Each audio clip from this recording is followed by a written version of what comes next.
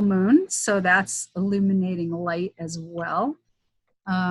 But this time of year is kind of special around that. So we always do a little meditation or centering when we first get started in these, so everyone gets present.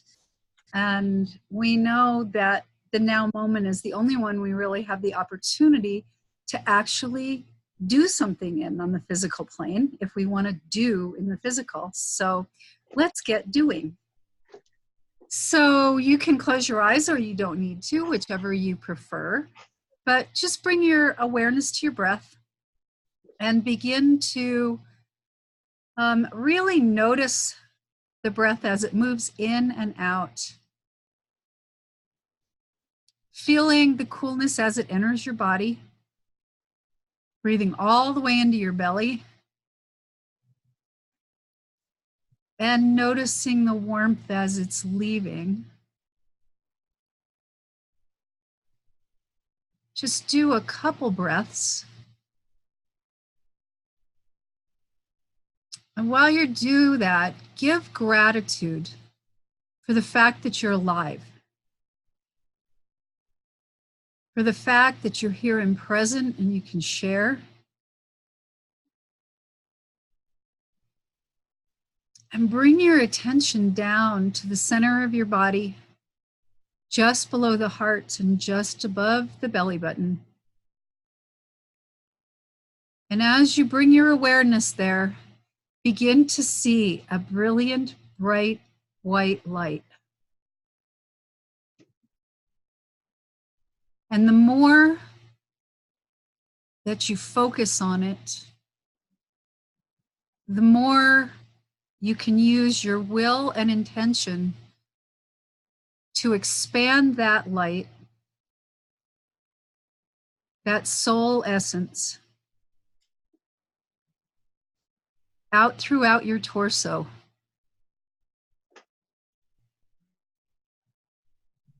This is your soul essence, the divine spark that's inside of you. And allow it to really shine in all of your organs. The heart, the liver, the stomach, the intestines. Feel the energy of this brilliant, bright white light as it moves into the blood vessels and into the nervous system, deep down to the cells, deep down into the atoms, filling all the space inside the atoms. And begin to push this white light down your legs, feeling the energy as it moves through your hips, down into your knees, through your calves, and into your feet and every toe. Feeling this amazing energetic presence.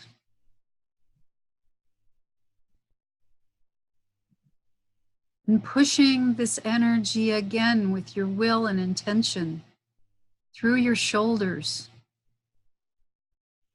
and down through your arms, through the elbows and the forearms, and into your hands to the tips of your fingers. Again, feeling that energetic presence and recognizing that it is moving to the deepest spaces in every atom of your being, that it has a presence there.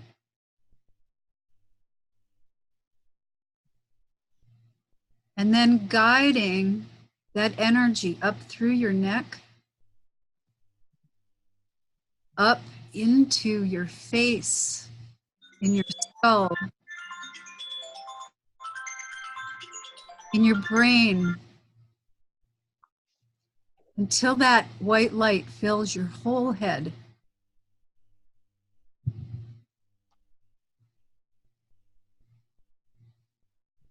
Just as you breathe, recognizing this light and this energetic soul energy as it pulsates throughout your body.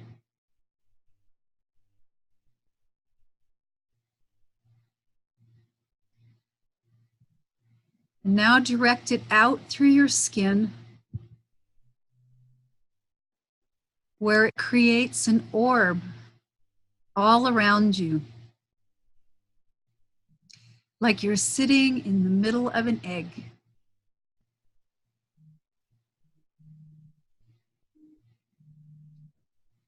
Energizing your aura.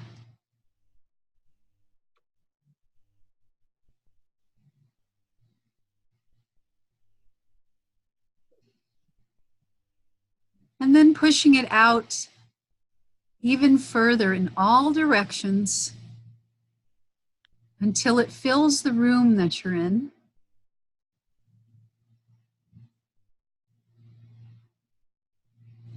Your space, your home, your office. Recognizing the loving presence that's in this light.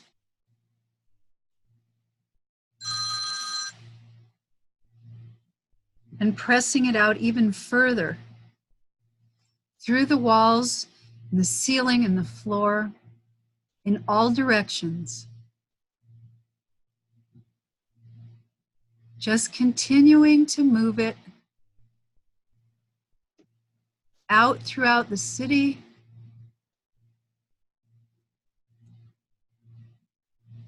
out throughout the state, joining in with the rest of us, commingling the energies of Source.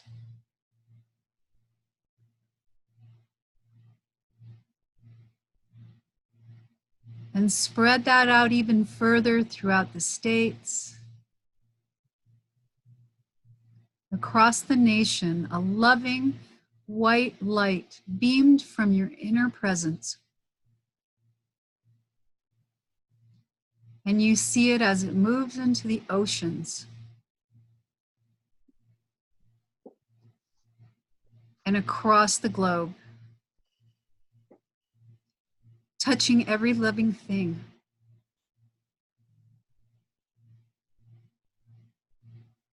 Recognizing the connectedness of all.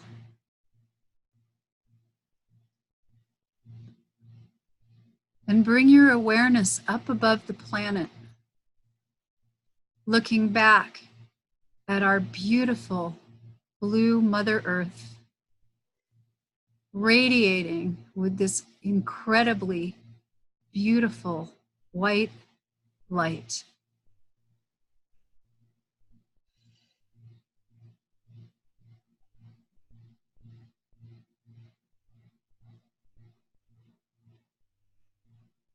And let's leave some of it behind as we bring our awareness back.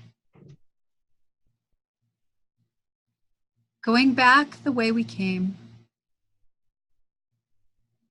Back down to Mother Earth, still seeing her shimmering in this light. Drawing back toward the state. And back to the city.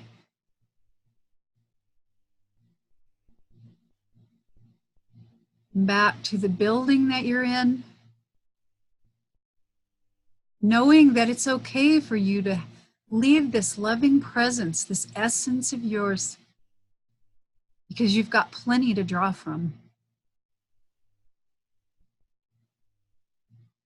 Going back into the space that you're in.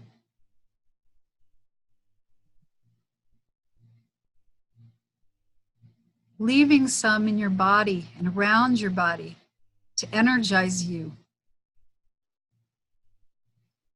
And bringing your awareness back to that center, just below the heart, just above the belly button. And however you'd like, just close that up, keeping it safe within your being, knowing you can draw on this anytime you need to re-energize yourself or that around you.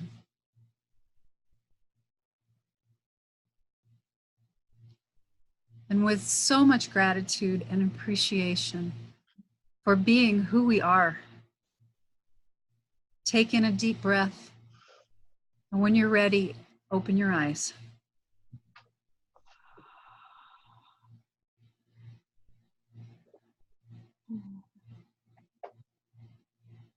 Thank you, Trina.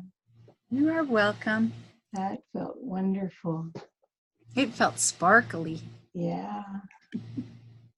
Okay, so now I'm going to share my screen so we can talk about a way to empower you for 2020 with a miracle mindset, magnificent manifestations for the new year. And it's part of our Women's Way programming. So Trina, do you want to do this slide? Sure. So the number one most important thing about having a miracle mindset is opening yourself up to the recognition that everything begins with you. It's the way that you think, the way that you do things, the way that you are. And it's all based on how centered you are and how much you believe and know that everything is possible. So there's a quote here from Napoleon Hill, who's the author of Think and Grow Rich. Are you guys familiar with that book? Heard about it, yes. Yeah. Yeah. So he says, first comes thought, then the organization of that thought into ideas and plans, and then the transformation of those plans into reality. The beginning, as you will observe, is always in your imagination. So really, to create miracles in your life, you have to stay in the imaginal. You need to connect into that quantum field, the void space, the space of all potential and all possibility. And the best way to play there is in the imaginal realm. So you're aware and you're open to receive whatever gifts or miracles come in.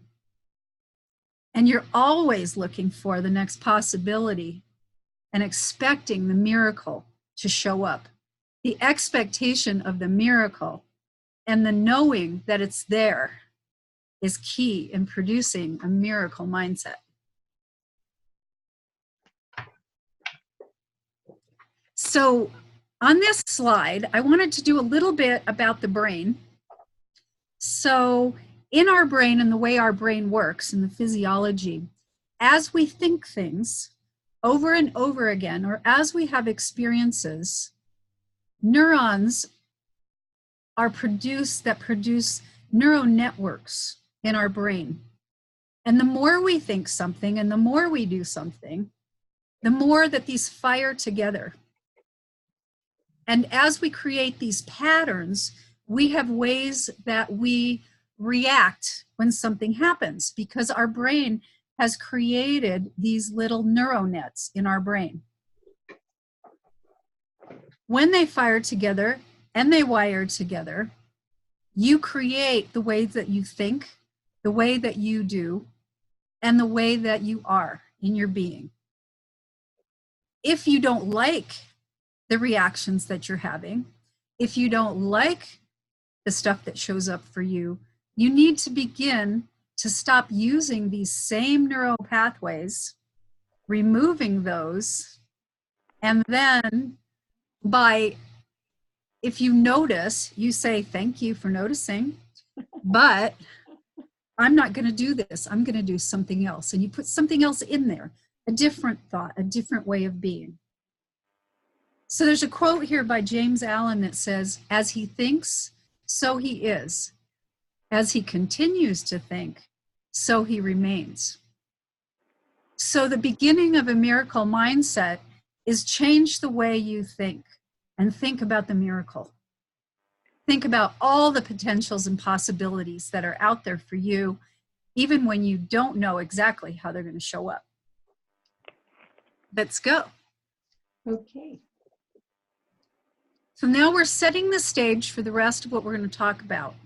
This is all about changing a perspective from being a victim type mindset into a creator mindset, from a reactive mindset into taking action. And the only way that you can do that is have the realization that you are the creator of everything in your life, accepting that, and that when you feel you're reacting to something, you ground yourself. I love to do it through the breath, but take a couple breaths. It gives you a second to decide the action that you want to take instead of reacting. And another part of creating a miracle mindset is moving from there to here. It's taking action. So it's thinking about what you don't want and deciding based on that what you do want, and brainstorming and prioritizing and having that action in the middle. Sometimes it's as much as doing a meditation on it and just dreaming on it all the time. But something has to switch in the middle to take you from where you are to where you want to be. Go ahead. And I think this might be the last one in opening up and starting this is developing a miracle mindset. And again, this is James Allen. He wrote the book As a Man Thinketh, and he was way ahead of his time as well. He said, cherish your visions, cherish your ideals, cherish the music that stirs in your heart and the beauty that forms in your mind and the loveliness that shapes your purest thoughts. For out of them will grow all delightful conditions, all heavenly environments, and of these, if you but remain true to them, your world will at last be built. He also said, you are today where your thoughts have brought you. You will be tomorrow where your thoughts take you. And I really liked that because I hadn't really thought about it. It's like, yeah, I'm exactly where I am now because of all the experiences and all the thoughts and what I've brought into my life. And if I remain exactly the same, I'm going to have exactly the same life. But if I want to change and I want to do different and I want my life to be different, I need to think different. I need to be different and I need to do different. So now let's talk about what a miracle mindset is and start talking about, again, how we develop a success-oriented mindset, and then also how we can develop an anything possible mindset. And again, here's another James Allen great quote. For true success, ask yourself these 4 questions. Why? Why not? Why not me? And why not now? And those are all great questions for us. Anytime you have any thought, if you can flip it, it's interesting to see what the reaction is for yourself. And please know if you guys have a comment or something, you can get our attention. If you want to say something, we'll go through these. You can also type it into the chat bar, where at the bottom of your screen you should see chat, so you can type something in there. And we watch that too as we move along. So yeah, just a side note. Thank you. So some of the things that we're going to talk about, the first part that we're going to talk about is your vision and setting the goals for success and how to avoid roadblocks in your vision. And then next, the power of a strong belief system and how to step out of your comfort zone. little bit about the law of attraction, which everyone on this call definitely knows about. And under the law of attraction, how to develop a $1 million mindset. Then we'll also go into a little bit about meditation. That could be a whole course in itself, and Trina does teach a course on it. So this will be a very abbreviated information about it, but it will be a start. And also the last part, which is last but not least, what the excitement and the energy of celebrating, appreciating, being grateful, and sharing once you have reached that goal, which allows it to be fueled with more energy. So that's just our overview. So Trina, do you want to start here? So the first thing we wanted to talk about was vision. And can you actually create? Can you see it? Can you imagine it? What you want to create? Can you taste it? Can you smell it? Can you feel exactly how it's going to feel? Because your vision is something that's active. It's something that you can imagine yourself as it happening exactly right now. And the more energy and the more descriptors you can put into it, and the more detail and senses, the stronger it becomes. Because that energy behind the thought is the one thing that really kicks things off.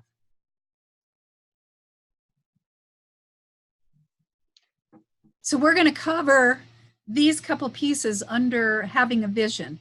How you define it, why do you need a vision, how to build a vision, expanding on your vision, the power of it, and vision and leadership. So a vision is the capacity to see beyond your current reality, creating and inventing what does not exist in the current time and becoming what you are not right now. And a lot of times what I do when I'm working with people with a marketing plan is we'll say you're here and your vision or your future state or your future timeline is here. And part of the way that you get to this future outcome is building this bridge or this plan and a vision, a explanation so that it's a vehicle, a path to this future. Vision is important in all aspects of life. It's part of everything you do. And when Trina was mentioning vision before, one of the things that is important here is all your senses need to be engaged. So this is physical, emotional, and corporately. So if you're thinking of it as a business, you're looking at it in a business sense, but you have to engage your senses to really have it ground in this reality. A vision is something like a mirage in the mind.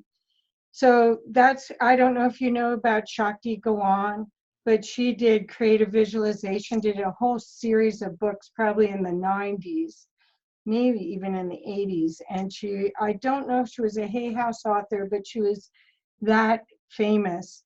And this idea of creating a mirage in your mind that has these other senses in it is what grounds your vision. So you want to be so clear that that's the future state you want, that you're calling it in. And it's also, I think, important with a vision where you remind yourself of it, like post it up, see it, things that you want, but also let it go in between. Like bring it back into the mind, let it go, bring it back into the mind. A teacher of mine once taught me that, like in baseball, if the pitcher doesn't let go of the ball, the batter can never hit it. So if we don't let go of that once in a while, we can't be clinging to it. We can go, oh yeah, that's what I want, and then move on. But we have to let the universe hit it back to us. So don't be clingy, but know what you want. Yeah, that makes a lot of sense, because trust is a big part of this too, where you set the intention and then you leave it alone and let it create. Do you want to do this one, Trina? Sure. Okay. So, a lot of people kind of fumble around in life and they don't focus on what they want, especially in business. If you're doing some business, if you don't create a plan or you don't have a vision of where you want to go. When we had our cleaning business, we would sit down and we'd do vision sessions with our managers.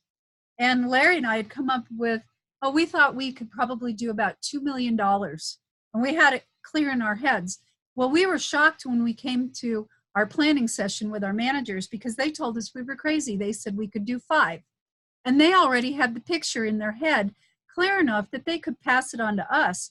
And things just took off like crazy because they had that clear idea of what they wanted to see. Not necessarily, it's always about the what, not about the how exactly it's going to happen, but it's always about the what.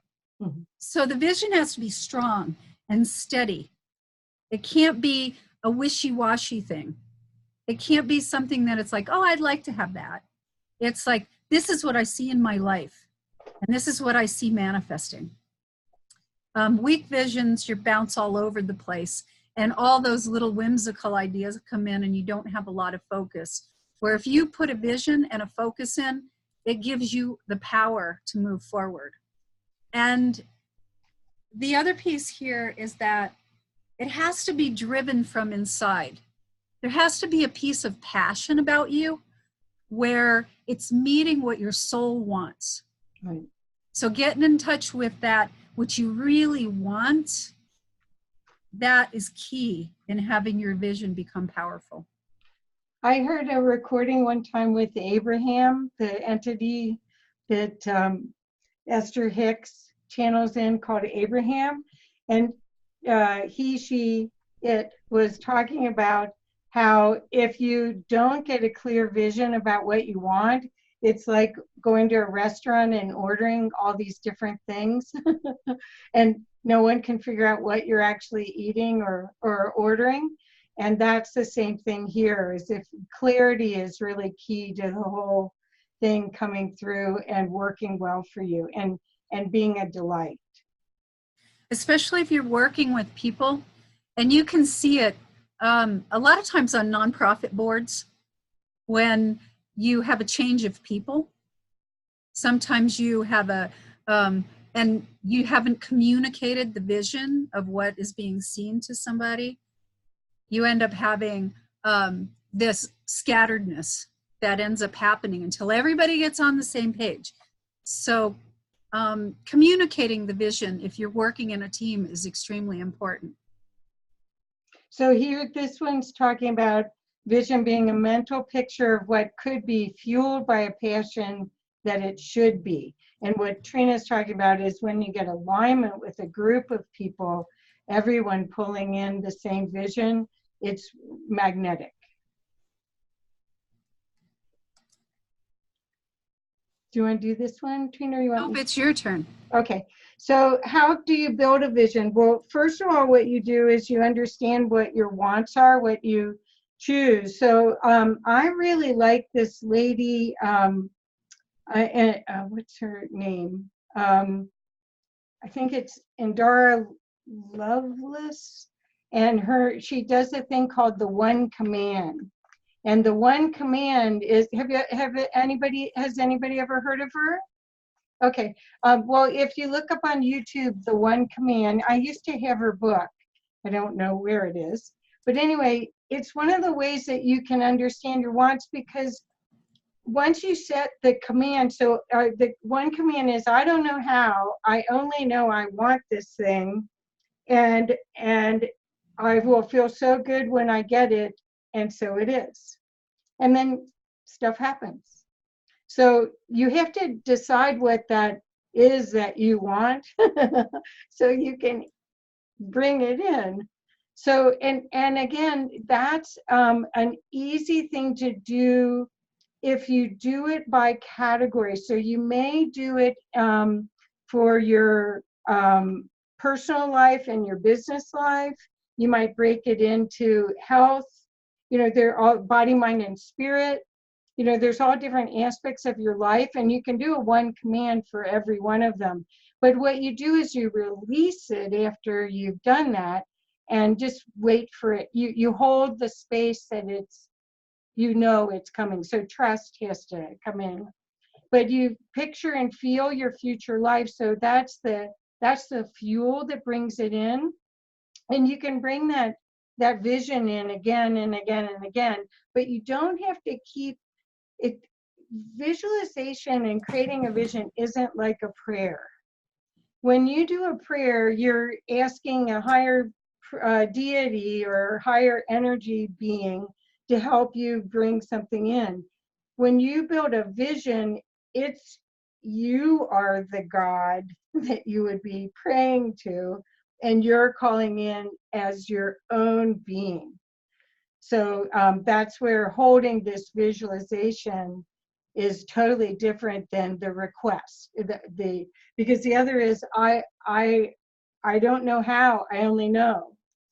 And it's almost like a decree with the Saint Germain work. I decree that this is going to happen. Okay? But you have to know your want first, your desires. Some people use vision boards. They do these creative way of doing their own vision through vision boards. And that is one way to do it if that's fun for you. I don't know that in the energies we're in anymore that we need a vision board. I think you can just do the one command type of work, or heavy visualizations where you're feeling your way through it and your emotions are involved. But this is fun, and you know, it's a way to keep it in your space to remind you. What do you think about vision boards, Trina? I think they're great tools, especially if there's something in particular that you're looking for. Either that or a 10 most wanted list is something else that's really great. It's just making a list of the 10 things that you'd really like to get. And you have to feel like it's possible, but writing down the 10 things and just posting them up. Because like I talked about before with the mind creates the neural nets, but the mind is an electromagnetic. Your mind and body are electromagnetic. And so they send out signals all the time that pick up on other signals. So it's amazing how when you're constantly just sort of flashing that reminder, and the board picks up visuals, the colors, it's interesting, it's really fun. And so I think it adds a lot of benefit, just as a little reminder. Even if you're not paying attention to it, it's unconscious. You walk by it and it just sinks in a little bit more. So I really like that.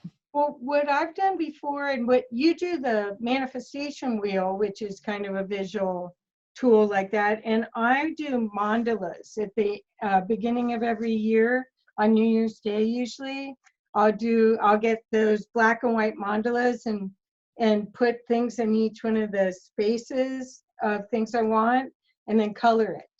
And then usually I'll have that out.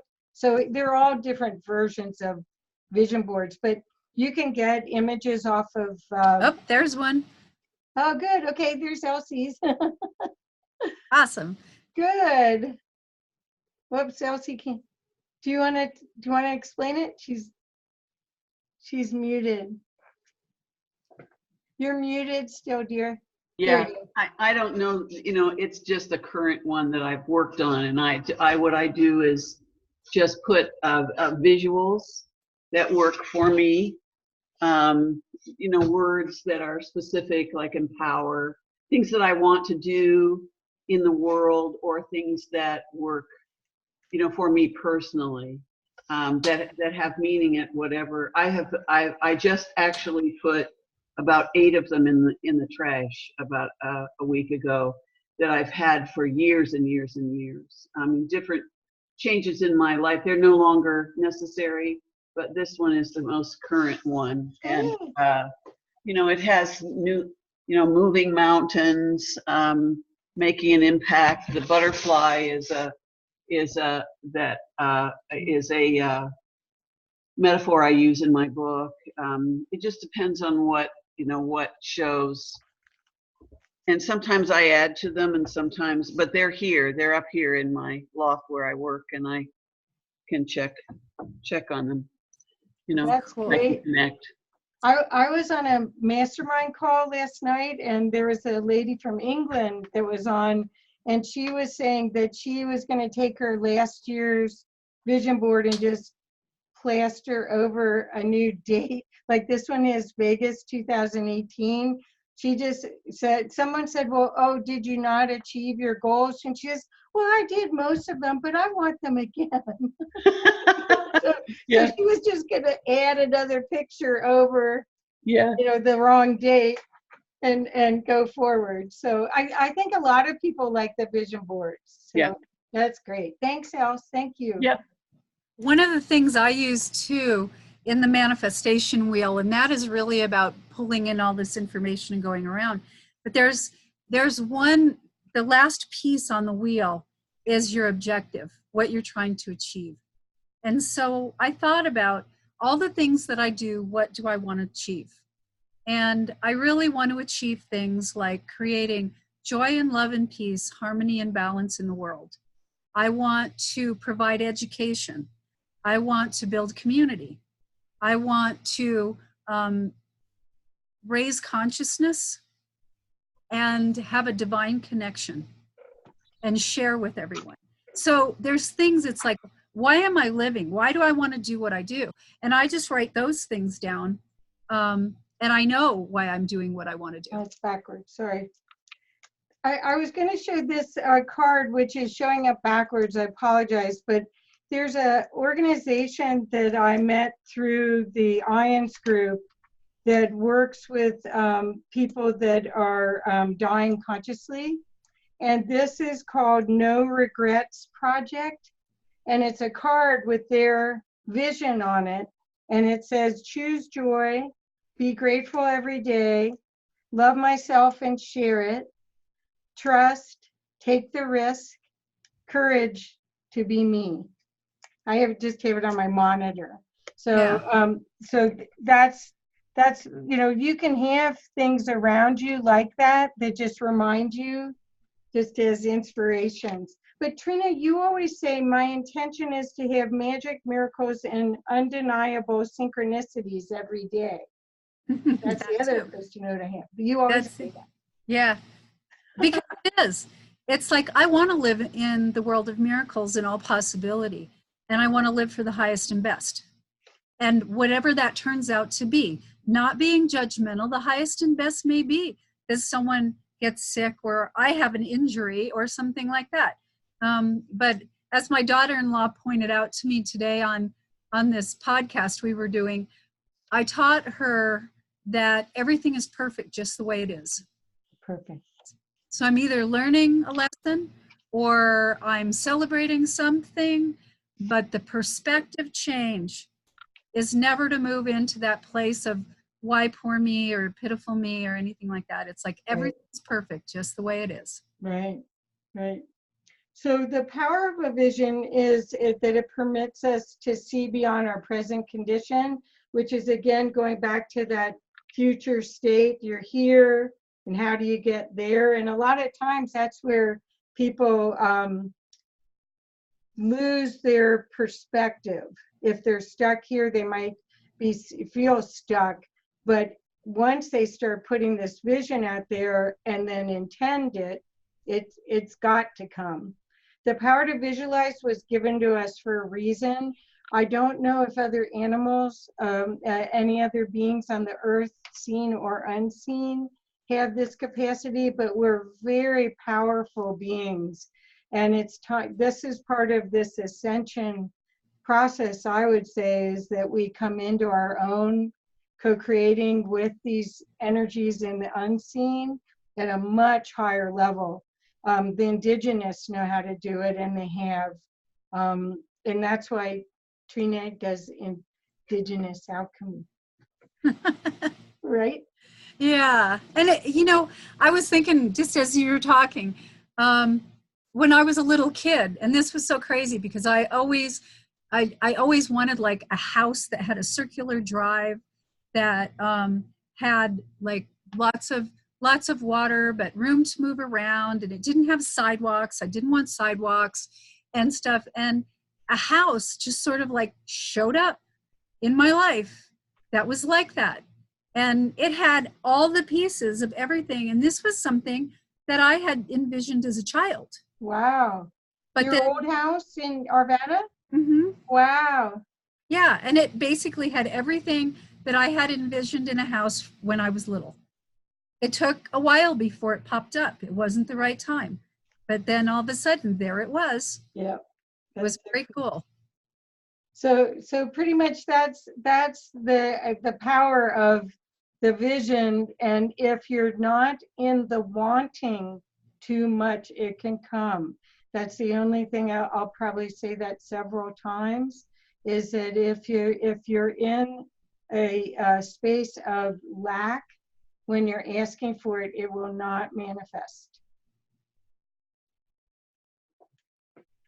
Okay, so vision and leadership. So obviously leadership is, in most cases, the way that we're doing it right now, and who knows how it will be done in the future.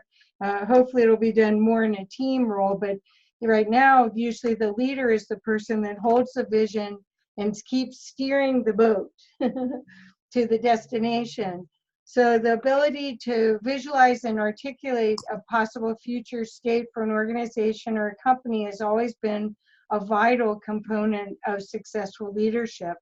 And we've got two people on the call that are experts in leadership. We've got Bill and Elsie. Elsie did generative leadership, and then Bill has done, actually he's working on something quantum leadership. So I don't know if you want to say anything about vision and leadership, either one of you, but you're welcome to.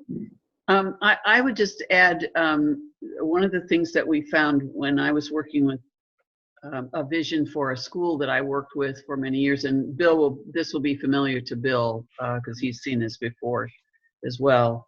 We put our vision was very short. It was one sentence.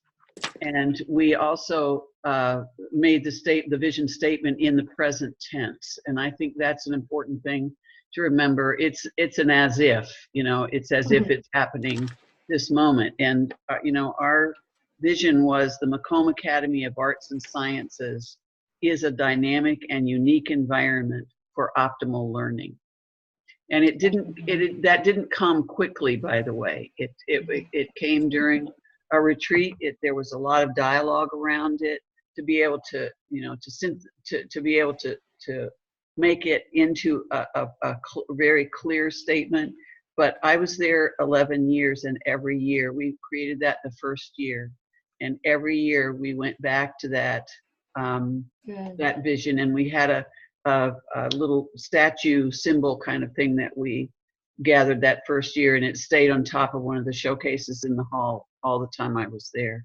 And we would just go back and bring that forward, and we would say, is this still where we are? Is this what we're doing? And it was an opportunity for us to re-clarify every year what we were doing, whether we were on the right track. But it wasn't complicated at all.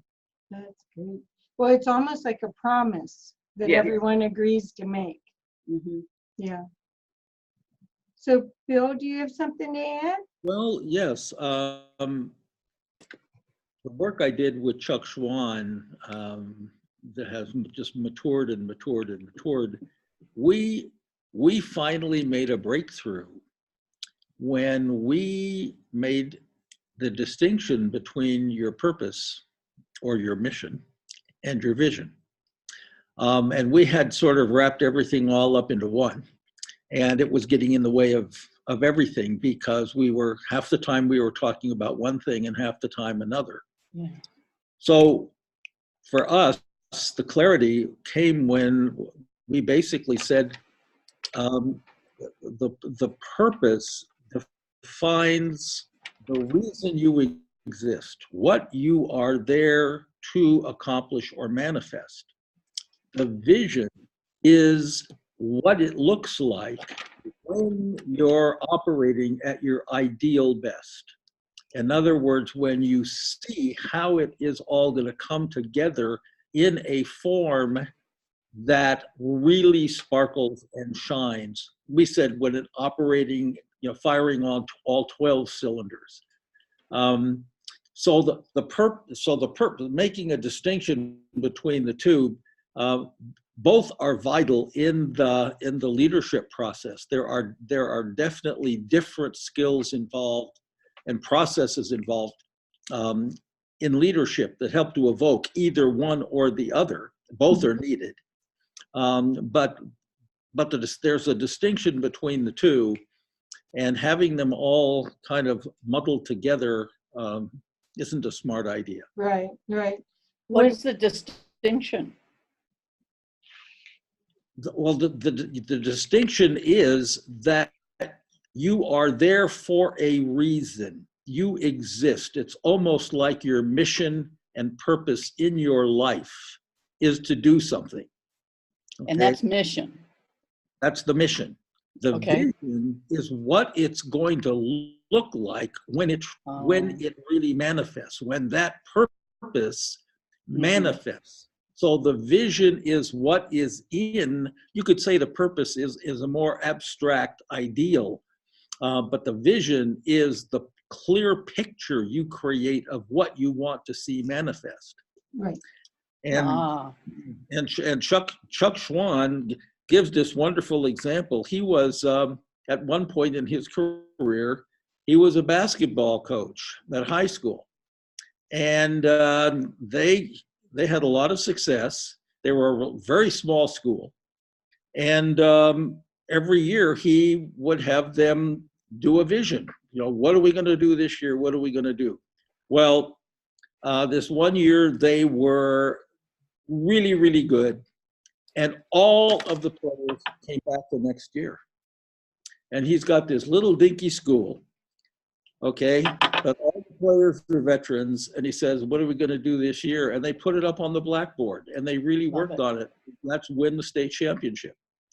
And they ended up in the state championship game against the biggest, most notorious high school in the state. And they won. I mean, it was a real David and Goliath story. But that vision is something that drove them the entire year. Wow, that's fantastic. Well, from my work, if anyone's done any work with me, usually I say vision is an internal statement. So if it's a team statement, and then mission is the public statement. So that's how we use it in my work. Can I share the story of my son? Sure. So, Yes. and some people, I don't know if you've heard it from me or not, but so my son got involved in the cannabis industry. He came to me ahead of time and he said, I think there's a lot of potential. I see potential. When you talk about vision, a lot of people use the word see. And he said, I think this has potential to really help people. And so he started this company, ended up being a research lab called EBU. He started it, by the time he sold it, which was 6.5 years later, a lot of trials and tribulations, a lot of challenges.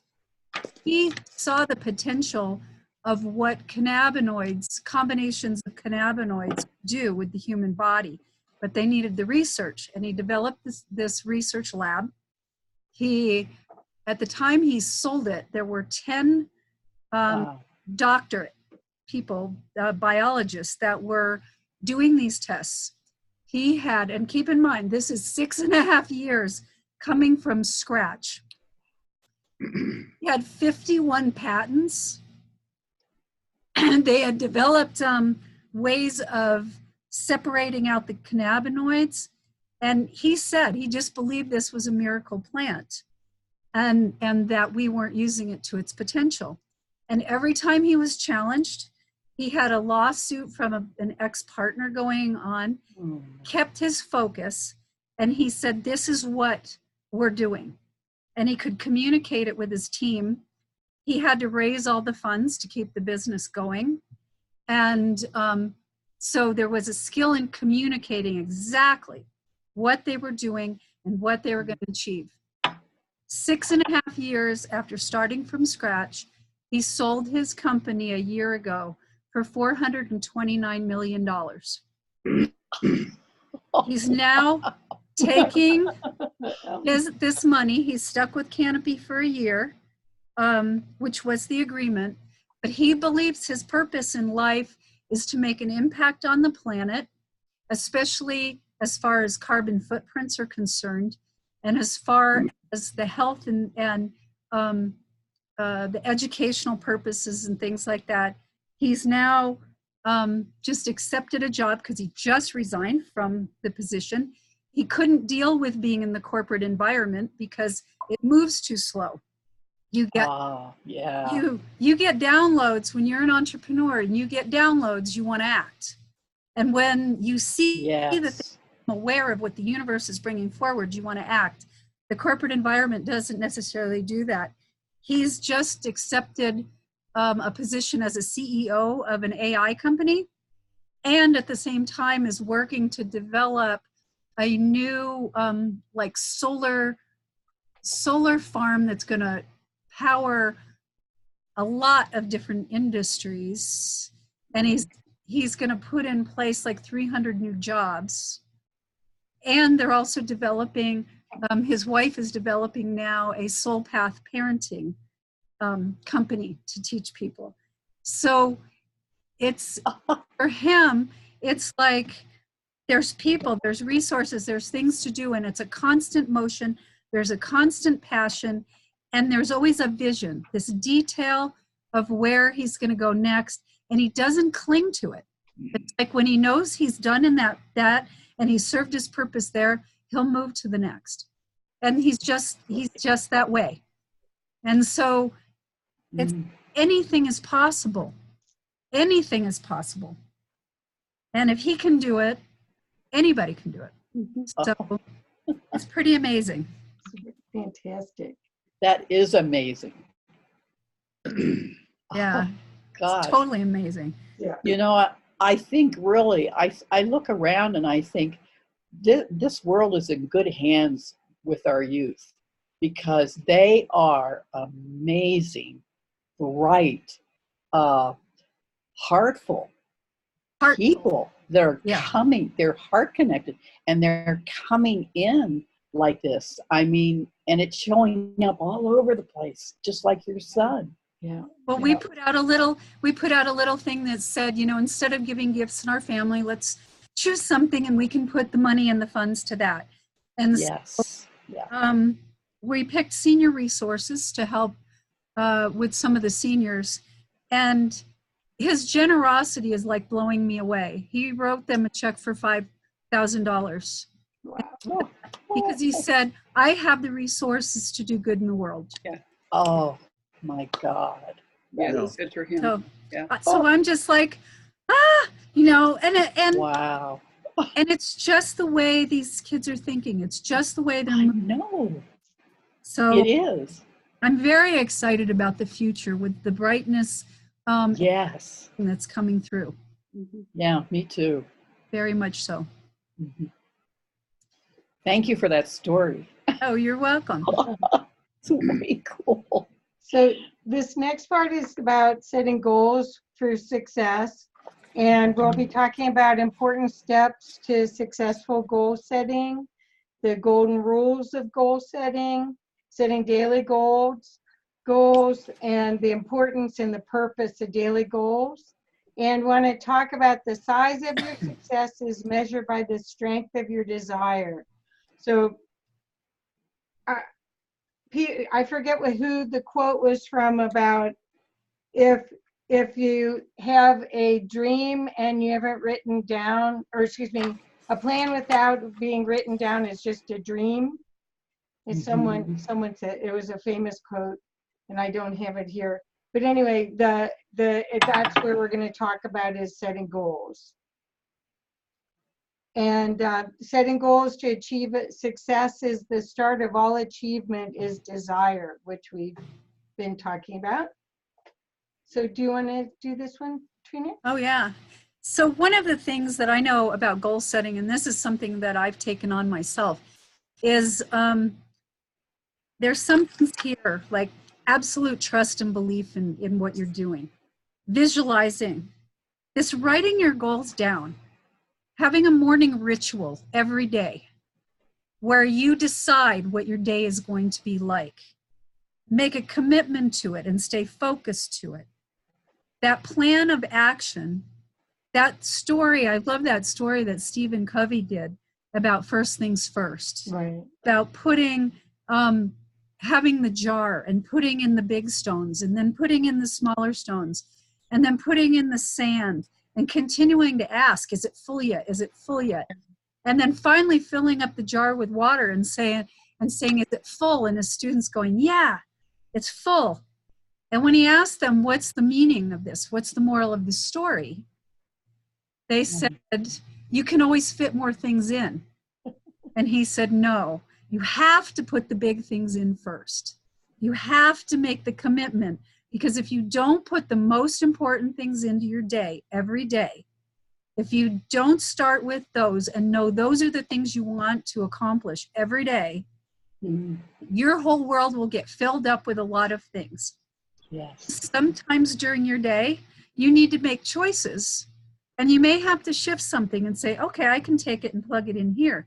But if you have a true commitment to something, that has to be one of your top priorities of the day.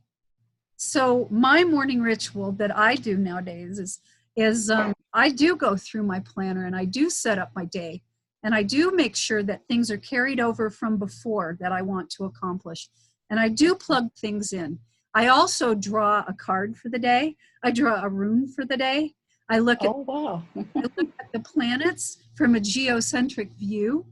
I look at where Mayan calendar sits and what the energies of the day are.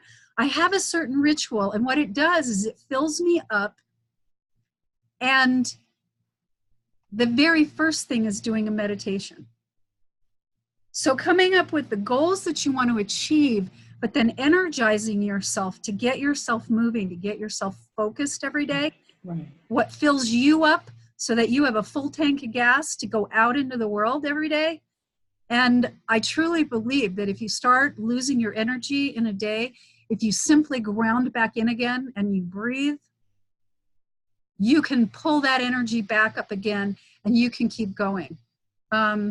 I went to bed at 4:30 in the morning last night and got up at 7:30. Oh, my God. I don't expect myself to be going to bed until probably 11:30 tonight. And it's because I believe I can continually pull this energy out for myself. Yeah. She can do it, you guys. I can't, but she can. No, I've seriously, practiced. I've known her a long time. She doesn't need as much sleep as the rest of us. But the other piece that's really cool on the slide is accountability. Yep. Because at the end of the Yes. day, when you have the things down, when you've written down the things you want to achieve on it for a day, and you've checked them off as you've gone through, and these are your goals for the day, at the end of the day, you can say, I did it. I did it. I got it done. And it feels really good. It helps energize you even more. So we can go to the Mhm. goals that motivate you are always the best. And SMART goals. I love that. Specific, measurable, achievable, realistic, and timely. Right. Yeah. And relate them to the priorities that you have. Now, you may have a goal like, let's say, we have to all file taxes every year, and it's probably one of the least favorite things that most people like to do. But it may not be a goal that motivates you, but you can drop in a reward at the end that says when you got them done, you get to do this. That's something fun and that's special. So you work toward that goal and you get your work done, and then you feel good because it's done, and you get to celebrate and have something fun.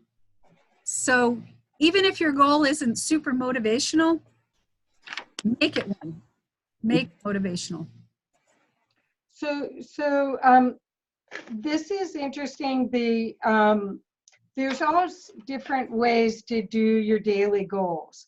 And Trina and I were in a coaching program called the Results Equation with a guy, with our coach. His name is Kellen Fluckinger.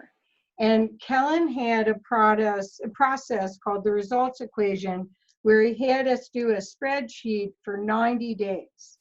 And what you did is you got your big plan for what you're doing, whatever project or things that you needed to do in those 90 days.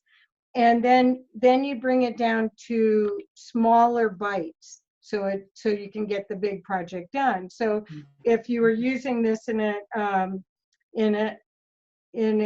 system like for writing a book, you'd only write one chapter at a time or a certain number of words at a time. So what this is giving you some ideas of how you can do daily goals. There's so many different systems.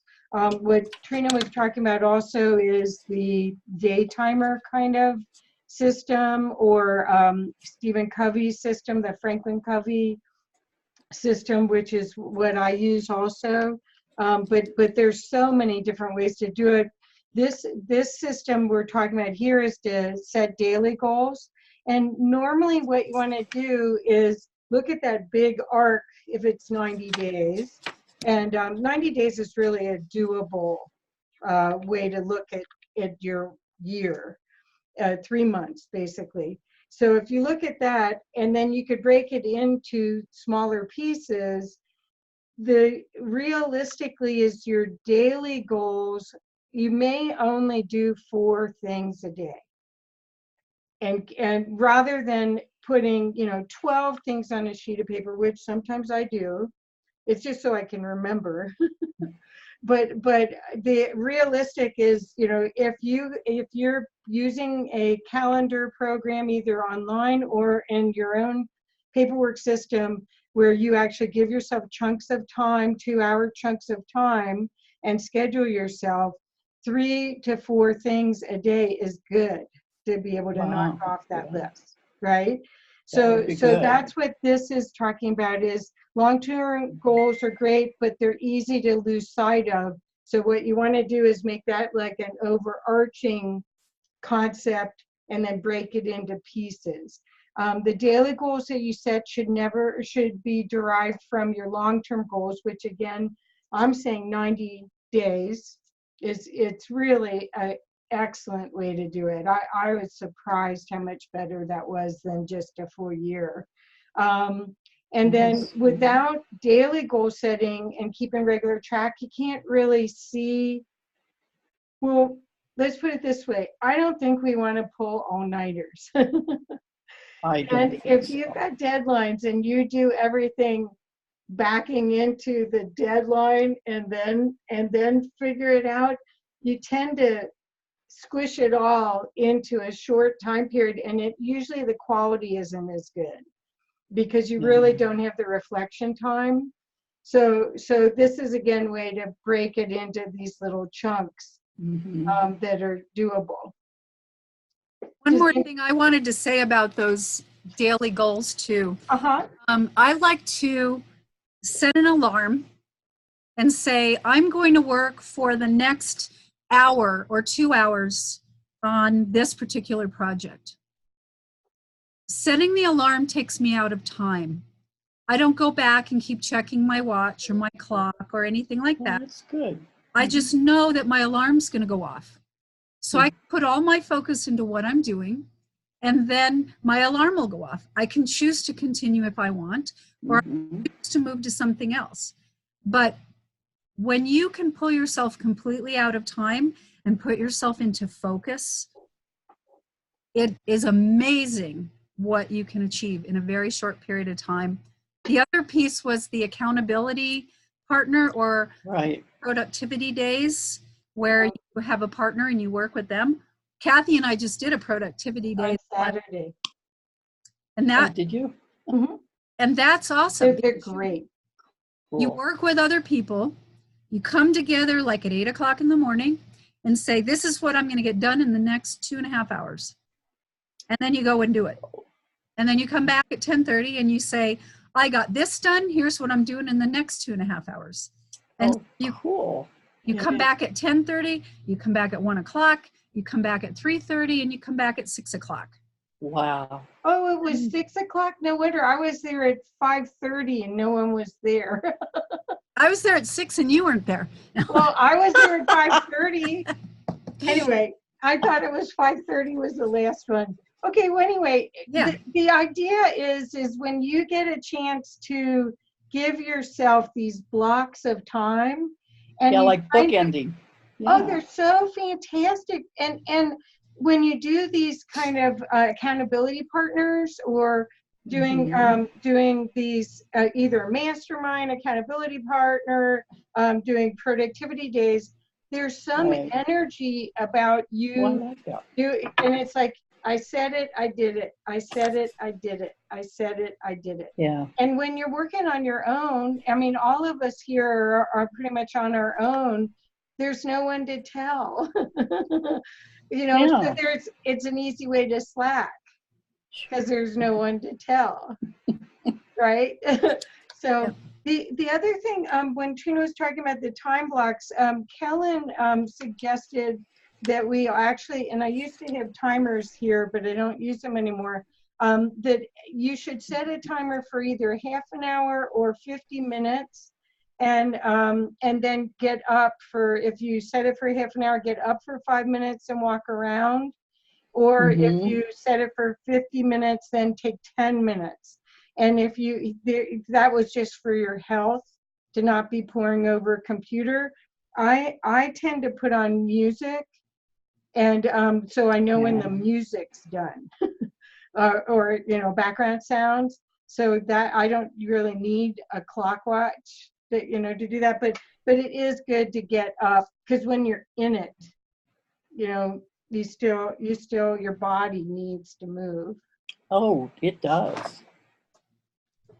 So, okay, so now let's talk about some roadblocks to your success and how you can deal with them. So in the program that I do with people is, a lot of times we have what we call a SWOT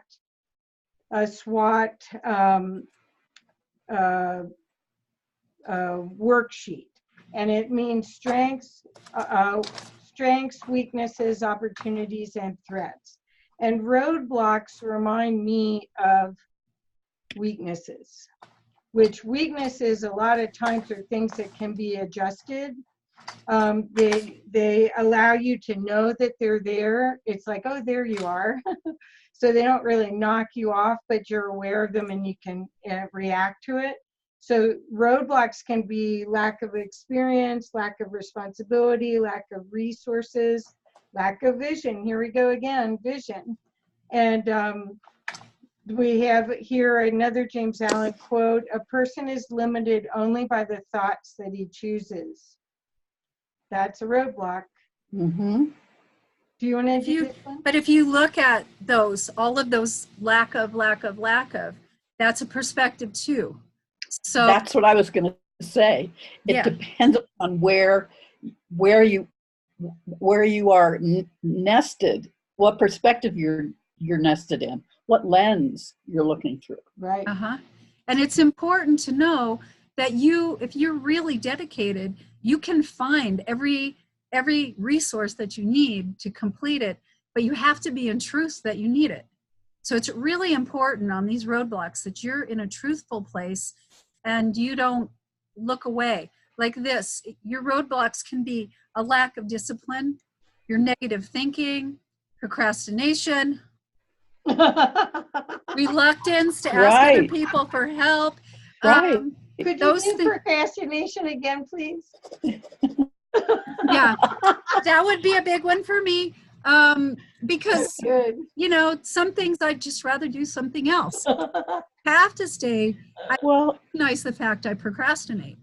So it's like, okay, you can either get over yourself and quit doing this, but you have to come from a place of truth in all of this. Perfect.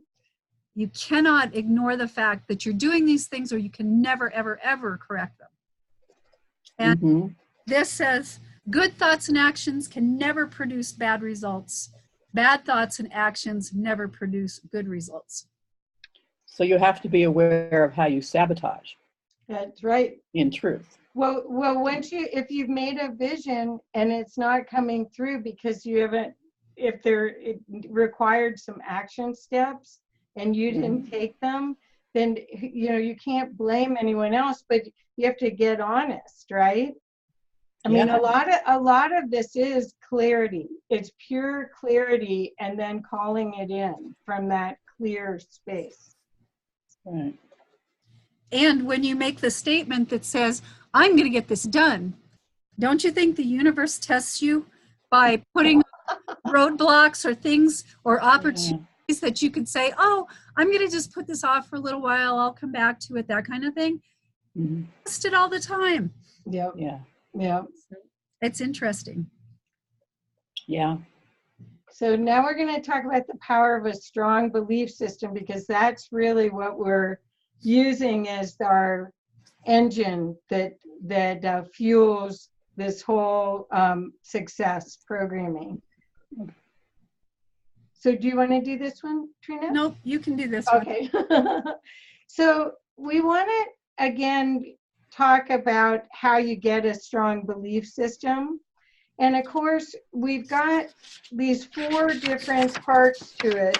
We've already spoken about the vision, which again is what you're calling in this future state. But you also have to have knowledge, and you may have to acquire some of the knowledge. In a metaphysical environment, a lot of times you could, since we've all lived so many past lives and we've been so many different experts, you could actually call in the knowledge from a past life if you'd like. That's what Bert Goldberg talks about, your doppelganger, where you call in if you were a great musician in a past life and this project you're working on requires that you play piano or the guitar, you could see if you can get in touch with your past life where you've done that. Or we've got the internet and YouTube, you could learn how to probably play the guitar in not too long of a time period. So you've got the vision and the knowledge is pretty easy to do. The attitude and the intuition are 2 other parts of this. The intuition is really a inside job where you get clear inside. And we're gonna, Trina's gonna help us talk a little bit about meditation in a little bit. When you talk about your intuition, there's a huge resource available to us with other beings that are unseen, that tap us on the shoulder, that give us information. And if you rely on that, like I do, I use my intuition and I'm very grateful for it every single day. And that intuition is part of your soul whispering to you about your soul mission and what you're here, what you came here to do.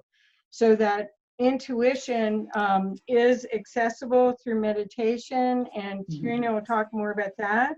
But that's a big part of this belief system, because that's your way of knowing you're on track.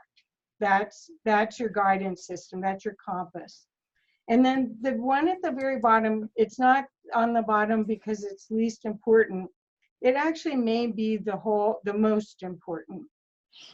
Your worldview and your beliefs are definitely governed by your past experiences and how you frame your reality. And if your attitude, people talk about positive attitudes or negative attitudes, optimists or pessimists, or where the glass is half full or it's half empty. Attitude is huge in how you frame your reality. And when you have a strong belief system, you want to make sure that your attitude is aligned with what your vision is, so you can reframe your reality. So for instance, there's people, and I'm always marvel at this. I had a wonderful conversation with one of my clients this morning who grew up in a cult, polygamy cult. And Mhm. she's written 4 books on how she got out of it. And Wow. amazing. And her attitude is remarkable. I mean, she has 2 kids. One's graduating high school, second one's 14. Lovely lady with, you would never know any of it. But her attitude is that I'm here to help as many disenfranchised women as possible. I want to see them be what I think what she said, she called it something, fearless and free. And so her attitude is going to direct I her love to that. call in. Isn't that fantastic? Yeah. Yeah, but every day you see attitude where you'll be talking to someone and they're just, you almost want to get away from them because they're complaining the whole time versus the person that has the can-do attitude. Mhm. Another one of the metaphysical teachers that I follow is a gentleman named Colin Joe Byrne. He's from South Africa, and I'm one of his students, and he actually says that attitude is the most important part. And he works on multiple dimensional levels. So we just think it's a word, and yeah, we can get, oh, I'm in a bad attitude, I better change my attitude. This is a way for you to think about how you frame your whole reality and guard Right. it. Let me tell you, one of the things I've done working with this native elder is Sundance. And part of the Sundance process is doing Vision Quest, which is Mhm. Oh yeah. going out with your tent, without food, without water, and you're out there Right. for 5 days, 4 nights. You basically wear in what you're going to wear. If the elder feels that you should have something, like spirit guides them, that you should be given some food or given some water or something, it might show up. But you go out knowing that you'll be out there, and you could be out there the whole time without anything like that. You don't have paper to write on. You don't have anything but you and being connected. And the one thing that was amazing was watching the attitude, because if the people went out thinking they were going to starve if they didn't have food, or they were going to die if they didn't have water, they would literally come in just dragging butt, just like no energy, barely making it. The ones who went out with the attitude that I am going out to be with me and my creator, and I can draw my energy from the sun, I can draw my energy from the earth. I don't have to have these things to sustain myself. I am part of nature, and I'm going to get as much out of this experience as I can. Those people walked in, carried their stuff, had the energy, weren't dragging butt, and it's amazing. It was just the frame of mind that they went out to do this Vision Quest. And you do get faced with a lot of really interesting tests when you go out to do this, because it's not something you normally do every day. But it's pretty cool. So we've got 7 beliefs of success, 7 steps to develop an unshakable belief in yourself. So this one is the first one. Everything happens for a reason. And that's a really strong one for me. There's absolutely nothing called failure. Everything has something in it for you. One of the Mayan calendar days says something like, count your challenges as your lessons and your enemies as your angels. And I really like that. Take responsibility no matter what. Responsibility is responding with ability. If you say, I'm going to do this, and you're going to take responsibility, and especially with yourself, you're the only one that can take responsibility for yourself. So if you're going to make a commitment, stick to it. Be responsible and respond with ability. Number 4 is understand everything It's perfectly fine. There's an understanding in everything that's there. And understand also that everything is fine. Everything is perfect. Everything is just the way it needs to be for you to take your next step. Valuing your biggest resources. And the first part of this is knowing what your resources are. You need to know who you are, what you love, what you're capable of doing, what kind of resources are outside of you that you can tap into, and put a value on those. They're all incredibly important for you. Enjoy and love your work. That one, for me, I just took a new frame of mind about a week ago about clearing out my garage, some junk in my garage.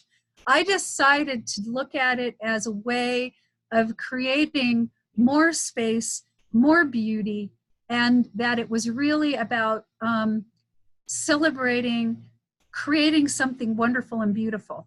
It made that work of clearing out the crap in the garage so much better.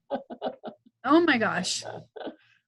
But if you're lucky enough to have the work that you absolutely love and the work that you enjoy, and it sets your life on fire and it sets your passions moving, really celebrate that. Be super happy, because the more you celebrate it, the more will come to you.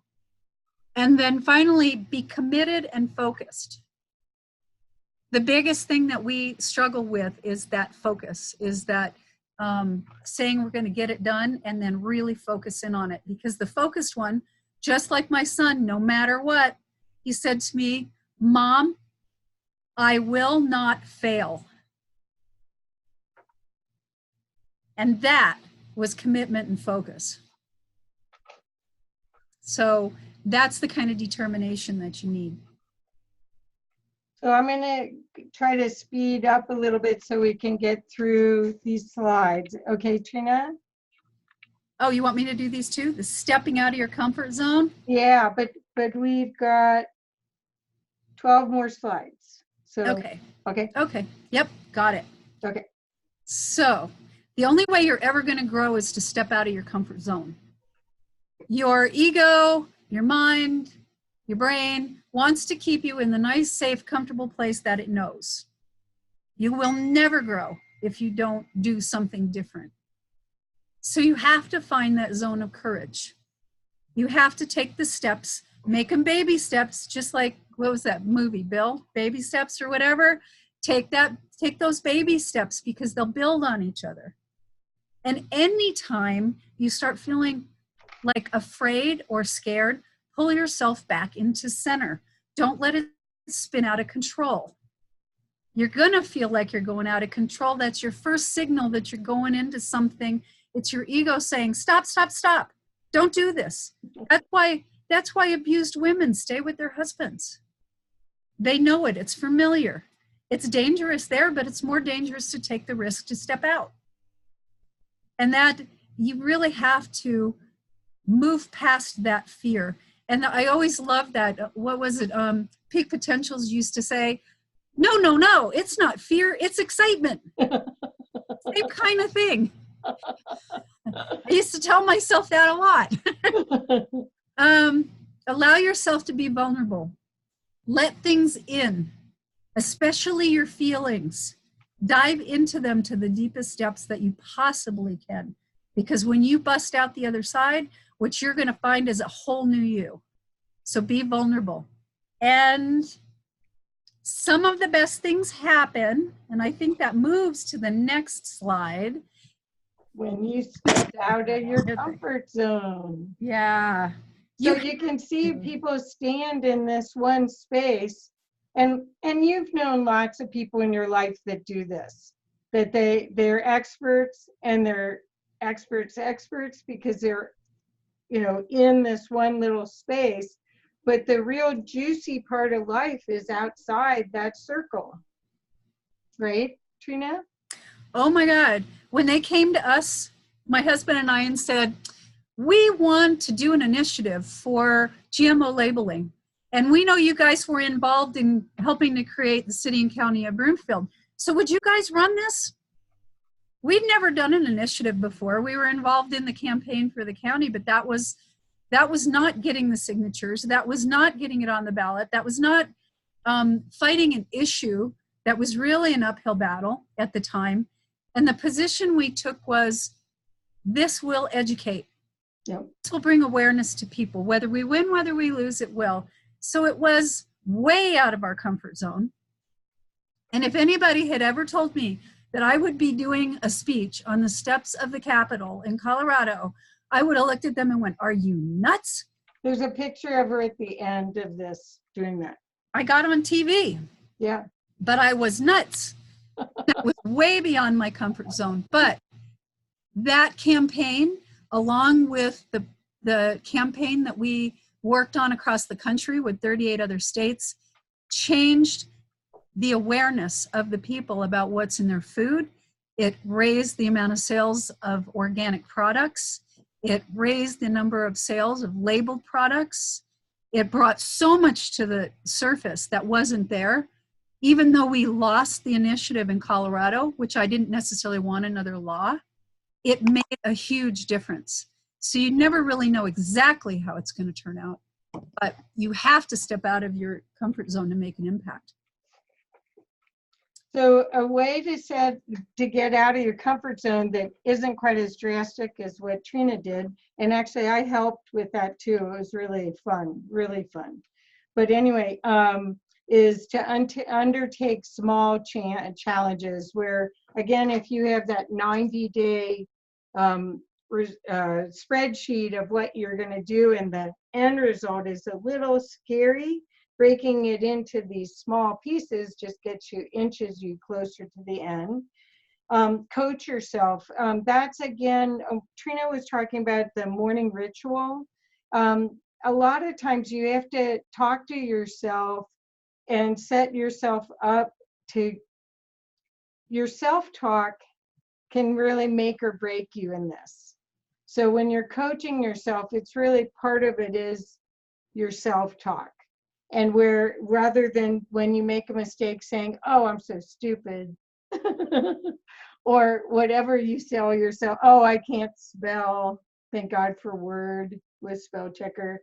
But all of the things that we tell ourselves, this allows you to coach yourself so that you can see the goal and keep focusing on that rather than these incremental little things, because they're all learning experiences. So you make mistakes. That's part of the growth process.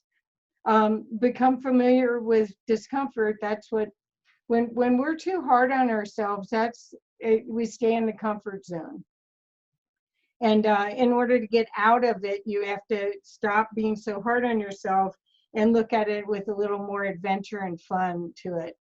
And then you can, with the internet now, you can find out information on everything. I mean, if, for instance, plumbing, I can go on, and I am frightened to do plumbing at my house, but I can go on YouTube now and research something and actually try to do it myself. And if worse comes worse, I turn the water off and call a plumber.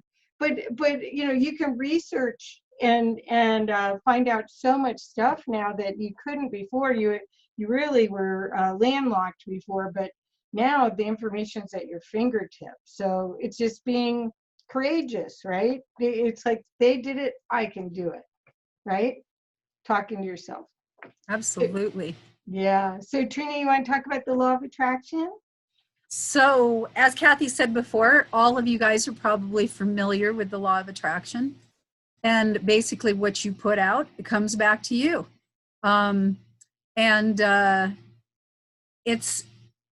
It's really about knowing what you want. It's knowing about getting clear. It's knowing about putting it out to the universe. And we do it whether we consciously want to do it or not. So we might as well learn how to do it consciously. And there are a lot of these laws of success. I think Napoleon Hill actually has a book on laws of success, which is pretty cool too. Yeah, he's amazing. Yeah, he was brilliant in putting together the information that he did. And with the law of attraction, now I've done stuff not only with Esther Hicks and that, but also another gentleman called his name is Mike Loche, and his book on the law of attraction is really a fabulous book. It's around here somewhere. He actually takes you through a process of identifying what you don't want. This is a really great one of doing it, is creating a list of what you don't want, the things that you'd really like to see change, draw a line down the middle of the paper, write in the other column what it is that you do want, and cross the other one out. Cross what you don't want out. Then you end up with a list of the things that you want, and then you can start building them into the vision for your next year. You get really clear about things. You can do this with your business. He has a lot of tips. But the thing about the law of attraction, the basis of it goes back again to that fact that we are electromagnetic beings. And the universe has that electromagnetic component to it. And when our little antennas are sending out the signals, other ones are receiving, and they're pulling it back into us. But it's very important to be clear about what it is that you want and that you're willing to receive it. Because if you want to be a millionaire, but inside you're like, oh my God, I have no idea how to do this, the message the universe is going to get is, oh my God, I don't know how to do this. So you're not going to get it. Right. One of the exercises I'm doing right now is studying the 20 richest billionaires on the planet. What they do, what they think, what their day is, how they contribute, what their business is. Because what do you think they do in their day? They do a lot of different things. They think quickly and they make actions, and they don't come from want. They make decisions fast. They make decisions, they take action. Really fast. And so these kind of things to attract in what you want in your life, and then finally at the end of it is celebrate that, celebrate what comes in, be aware, and if you notice, take that action. It's just incredibly important. And I'm not going to go into all the keys through the law of attraction because there's a bunch of them, but the major premise is that we attract into our lives what we think about. Trina, is there a way for people to hear your back radio? So Trina's in a in a radio show once a week, and they went through Michael's book with him. Yeah. Is there a way for anybody here to be able to listen to those past recordings?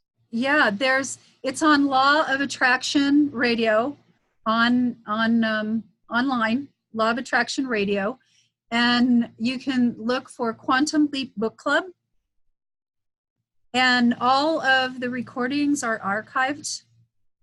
Right now we're doing the book, The Anunnaki Chronicles, so we're talking about the Anunnaki and the influence of the Anunnaki on the world. We're going to move into a book that is called How to Suffer by William Arnett, will be our next one. Wow. And it's kind of a humorous book that will help us pull in, like look at suffering as a positive thing, changing the mindset around suffering. They do great books. They did the Greg Raymond's being, what is the Oh no, Supernatural? Dr. Joe Dispenza's Supernatural, yeah. Yeah. But if you go, also you can go to quantumleapbookclub.com and click on that, and there is a link there that'll take you into the site on Law of Attraction Radio as well. Yeah. We record on Wednesday nights. There is a way to call in, and then it's played on Sunday nights, but the archives are always on as well. Oh, good. Okay, that's good for me to know too. Yeah. So, but Michael has a different way of doing the law of attraction that I thought was really easy to follow. I liked that book a lot. I loved it. It's all tools. It's tools, tips. Michael Shea, it's Losier. I thought it was Losier. I don't know. What is it again? L-O? Losier. IER, which was Thank you. Losier. Losier. Oh well. I say it the way he said it. So Well, I know. Oh, well, I know. I'm butchering it. Oh well. Okay, so if we want to develop $1 million mindset, we need to think about life like Oprah Winfrey, because obviously she came from nothing, and it's amazing what she's done. I actually have a copy of her 20 years. They made DVDs with all these, her best shows, not every show on it. And I actually watched it one time. I think I've given them away since then, but amazing how she was able to tackle really difficult conversations on race and gender way before anyone else was talking about it. I mean, amazing. But here, this is her quote: "Create the highest, grandest vision possible for your life, because you become what you believe." So you can see that's wise information if you want to be very successful, because you become what you believe. And Henry Ford. Let me make one comment about Okay. that millionaire mindset, that $1 million mindset. How can you believe that you're going to have $1 million or that you'll be able to make millions if you can't understand what that means? If you can't understand, and you can say, like, do a little meditation or a contemplation about, if I had $1 million, if it was given to me and I had to do something with it in 30 days, what would I do? And how would I feel? Good. I sat in a program where there were the experts, the people with programs that it was like, what are you contributing to the world, and that kind of thing. And one of the audience participants raised their hand and said, okay, and this was before Donald Trump was a president, but they said, okay, Donald Trump flies in a helicopter. He's going to give you $1 million. You have to spend it in this time. What are you going to do with it? We'd already listened to all of them talk about their programs, about what they were doing, how they were contributing. The only person who had an answer about what he would do with the $1 million was a 15-year-old kid who said, if I had $1 million, I would create this program. I would take this group here. I would be cutting this record. I would be reaching out to this community. He knew exactly what it was, and it excited him. And all the other adults, one of them actually said, well, I wouldn't want that money. I don't like money. I'd just burn it. I'm like, money is a tool. It's a resource for us. It's energy. It is so energy. I put "money is love" on all my checks, right above my signature. So I read it every time I sign it. Money is love. And I started doing these crazy brainstorming sessions. If I was given $1 million, where would it go? What would I invest in? What would I contribute? What would I start out? Because that brought the excitement. And it was also like, what would I need to learn? How do I need to manage it? It doesn't sound so scary when you've already run it through that visioning process.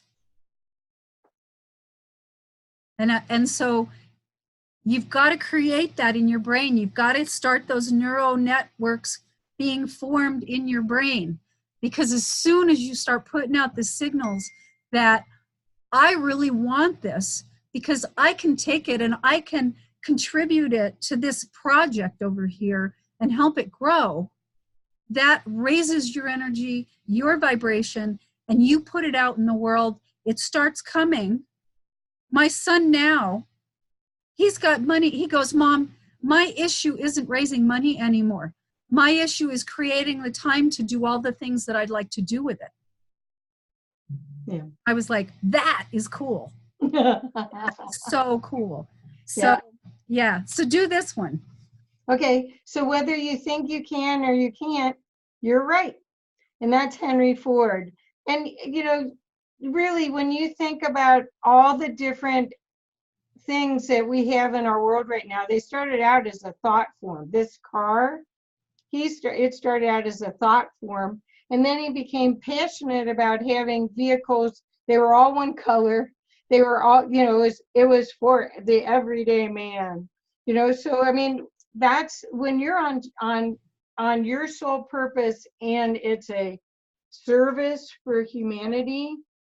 How can you go wrong? It's fueled. But if he had thought he couldn't, he wouldn't have been able to do it. So He was so shut down by the auto cartel when he brought his idea in to actually say, I want to produce these cars. They shut him down, and he had to have their permission. And he just kept hammering at it till he brought an affordable vehicle forward to the people. Well, and you think about that, there's so many stories like that where people didn't succeed until they were older, and it's about staying focused, staying on your life's purpose, and being fueled that energy to keep going. I mean, even Chicken Soup from the Soul, they had those books in the trunk of their car, selling them out of the back of their car. And they kept trying to get a publisher. They kept trying to get it done, and they couldn't. And the way that they got famous was they put an ad in the National Enquirer, and because they were determined that they get them out there, and that's their success story, is how they got it out there. So, I mean, that's what, if there's a will, there's always a way. And a lot of times it comes through with that inspiration.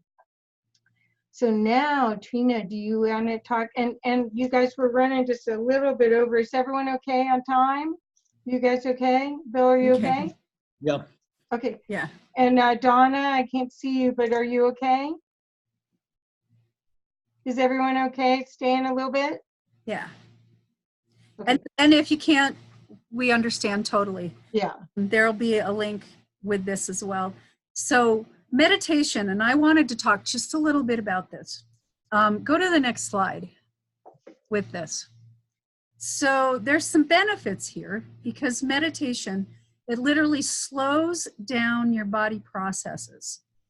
It doesn't put, when you move into a meditative state, it doesn't put the wear and tear that stress does on your body. So anytime you're feeling stressed or whatever, it's like sit. Ideally, and I thought this was funny, when I went to India to this conference on science and spirituality, there was a gentleman that got up and said, meditation 4 times a day. And I've become a believer that you need to spend the time in the blackness.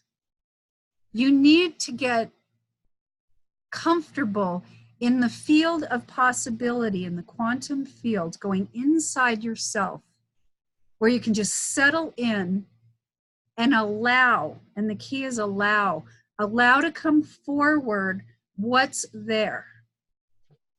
So when you relax your brain and you ignite that pineal gland, and you ignite the pituitary gland, and especially the pineal, because that's the one that really starts vibrating and opens things up. That is when these flashes of genius come through. It's when the intuitive states come through. It opens you up to that field of possibility. And the spiritual growth that you can achieve doing this, they're teaching kids now in school to do belly breath, to learn how to center so they have focus. and the love that you feel for yourself and for everything, because you develop this connectedness. Now, when I teach meditation, I always tell everybody it is a natural state. It isn't something you force yourself into. It's a natural state. It's something you slide into when you're working and you're so focused on something that all your systems shut out everything else that's going on, and the brilliance comes through. It's when you're an athlete and you're working and you're maybe running in a race or whatever, but you get so in tune with the rhythm of your body that you shut out everything else that's going on. And you have this clear focus on what you're doing, clear perception. When we learn to meditate, it's simply being able to start, and to me, it's like guided meditations are great, visualizations are great, but to learn, and what I learned was Kriya Yoga. It was focus on the breath. It was learning to breathe and go inside, set an intention, sit, and just focus on that attention, whatever that is. And your mind may take off on journeys, and it may not. But when you set the intention and you move into that space and you connect, especially if it's a question or you want to solve something, it may not drop in the meditation, but I'll tell you what, it'll drop into your life very soon. You can reverse the aging process. If you just did meditation on your body and your body blueprint being 25 years old, what's your body going to tap into? What you were like when you were 25 years old. So meditation, to me, it's like find something that works for you. Sometimes walking meditations are phenomenal because as a spiritual being having a human experience, we are spirit and we are human body. And the more we learn to operate from that higher sense of consciousness with our eyes open, knowing that we can tap into that expansive field or those possibilities anytime we want to, that's when we become like the Christed being in body. Once we know that we're a flow of energy and we channel that energy, that's when we can do things with it. And the only way we can get in touch with ourselves is to shut off all the busyness that's around us, all the craziness that's around us, and take those quiet moments. If you can't sit for an hour or 2 hours, do 20 minutes here, 20 minutes there. Do what you can to be in that meditative state as much as you possibly can. And I always say, when you're feeling really razzled, That's when you need it. the breath, that's when you need it. Just breathe, pull yourself back into center, close your eyes, breathe way down into your body, clear to your toes. You can pull energy up from the ground through you. You can pull energy back down through you, whatever it is that you need. Because meditation is a scientific process of moving ourselves systematically into this state. And when we practice, we get better and better and better at it. We have to retrain our brain to know that it's safe to move into that space. And the only way that'll happen is with practice. So anytime you have an opportunity to spend a little time in meditation or find a little class on meditation, take the time to do it and find what works for you. Find the one that helps you center.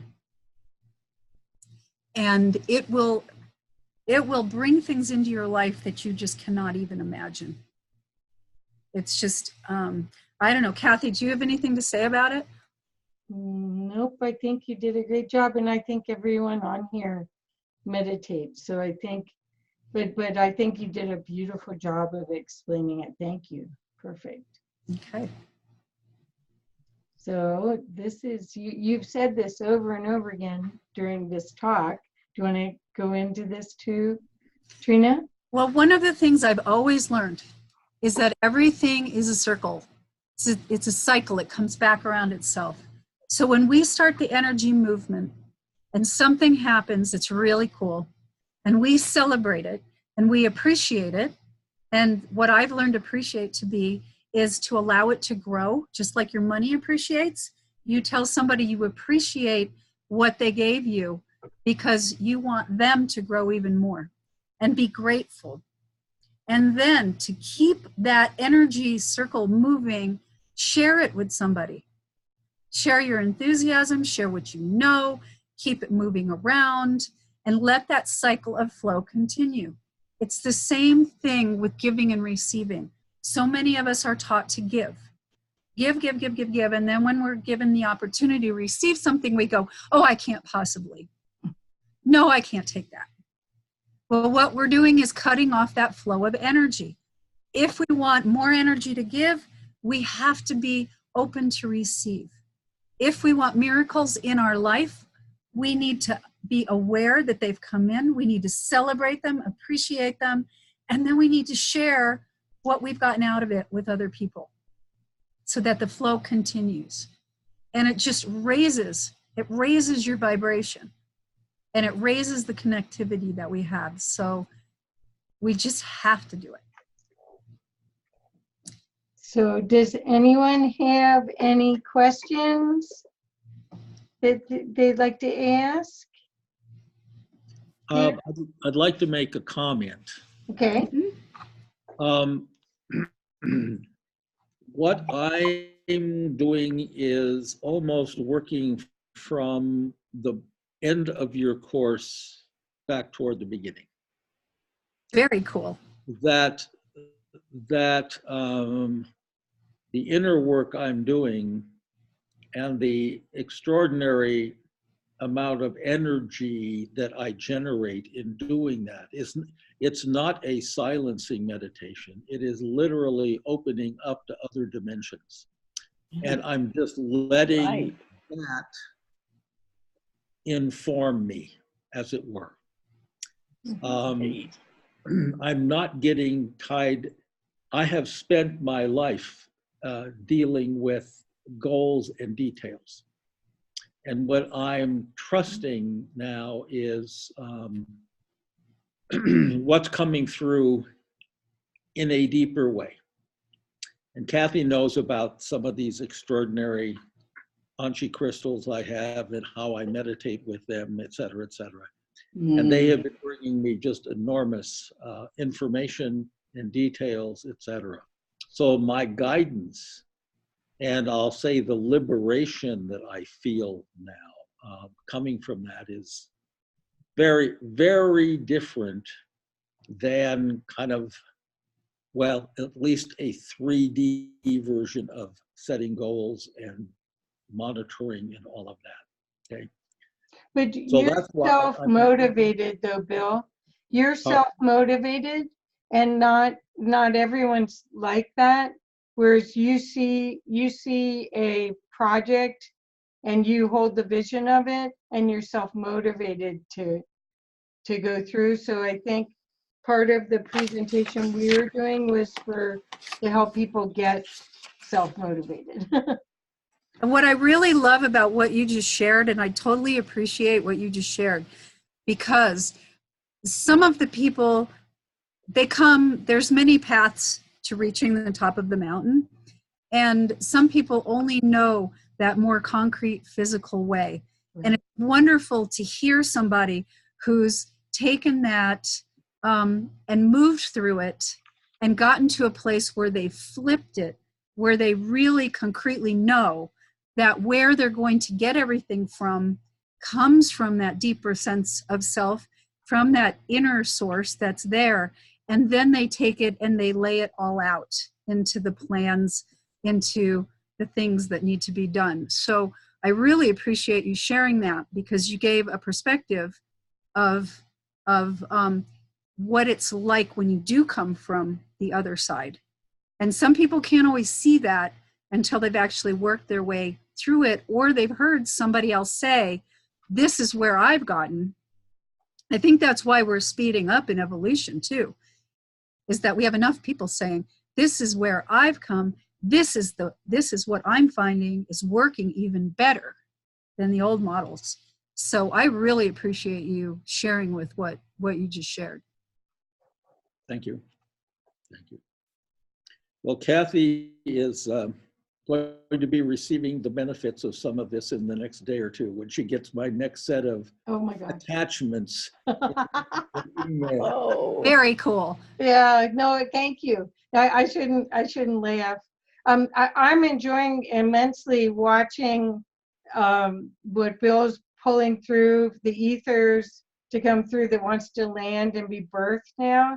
And I have to say, I think that's our human potential has expanded to a much higher level. And I'm just thrilled with it. I think it's time, and it's a delight. It's a real delight. Mhm. Thanks. he Bill. sounds like a quantum creator. Well, there. Exactly. I think Yeah. we all are. We all are if we. Well, we if have the potential. A conscious one. Right, Well, we- exactly. But you We're are, Ellie. You already are. You just might not be giving it. Well, I think that accolades we're at that you different get. levels of mastery. I don't. Oh, I think it's all a co-creation with the consciousness. All of it is. So Oh, what yes. you do and all your Yes. volunteer work and all the work that you do is still every bit as important as something that's landed in 3D. You're touching hearts and opening Sure. people. So I don't think it's a comparison. We're all no. cherished No.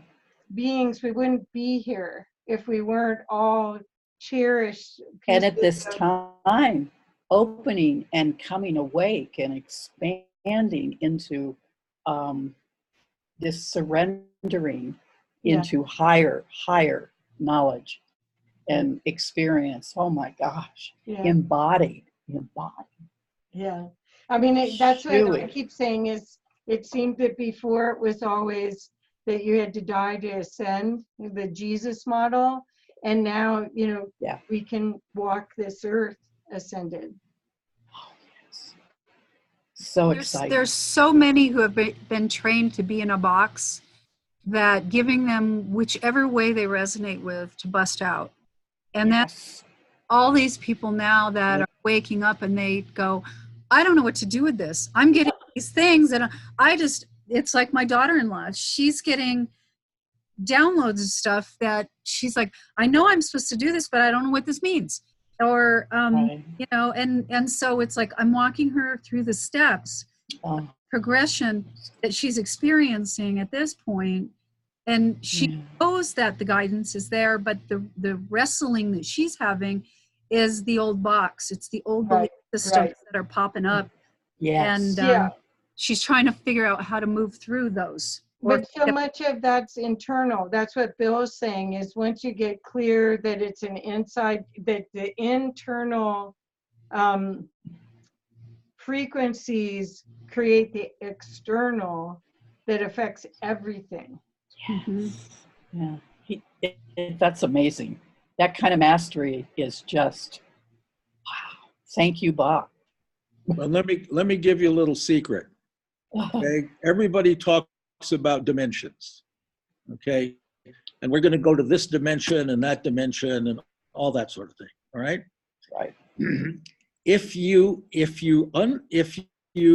have heard of or understand this thing called as above, so below.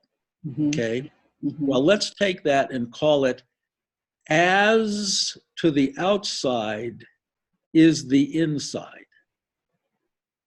So every time in a meditation, if you do the kind of meditation where you go in, take it out at the same time. Take it out, that nudge. And then as you take the next nudge in, go out the next. And as you go in some more, take it out the next. Because what you're opening up is your receivership, what you can receive. So you're expanding your bandwidth of both receiving and transmitting in two different directions simultaneously. You're opening it doubly. Wow.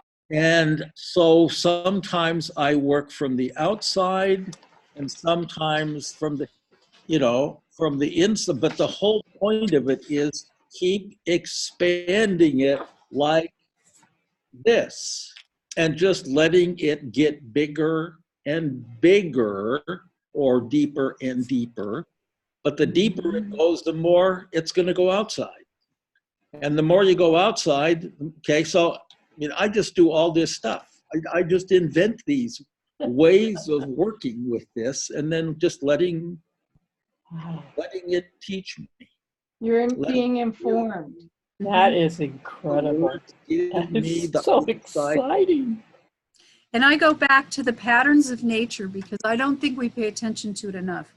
If we pay attention to the fact that there's an in-breath and an out-breath, and that each one of them is important, and without that, we would not be able to live and we would not be able to survive.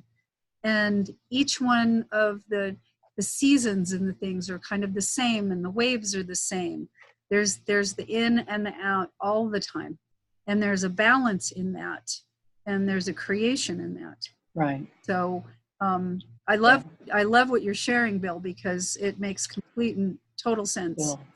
That because ideally we live in all dimensions all the time. It's a matter of whether we're aware of that dimension, in or out or bigger or smaller, that we can consciously connect in with all of that and expand even more. See, from a quantum perspective, there is no in and out. I know. Okay, so all you're doing is just opening more. That's all. Yeah.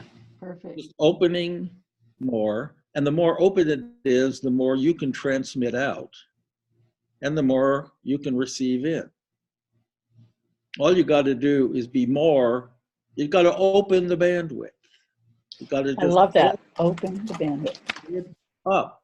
And through the kind of breathing that Trina was talking about, I mean, you can use that to you can learn to open yourself up with just doing some of that simple breathing. Okay? Breathe from the inside. Okay?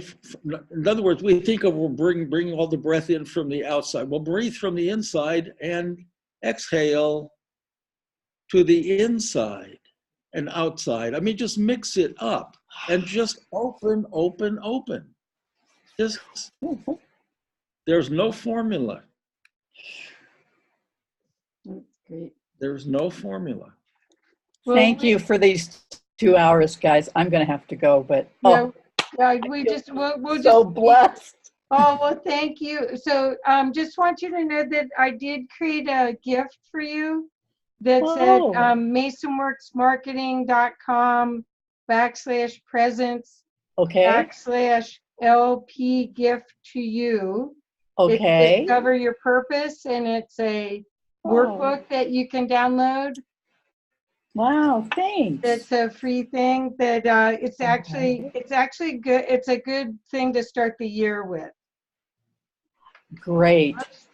And then this is this is Trina's picture of her up at the where those were the steps of the Capitol, Yeah. speaking about GMOs. Great. So this way, if you wanted to get in touch with Trina, if you want to learn more about her work's beautiful. She has her own website. And then of course they have the other businesses. She's very busy. She has lots of Lots of stuff. Lots of stuff. Yeah. You both are very busy. Yes. Yeah.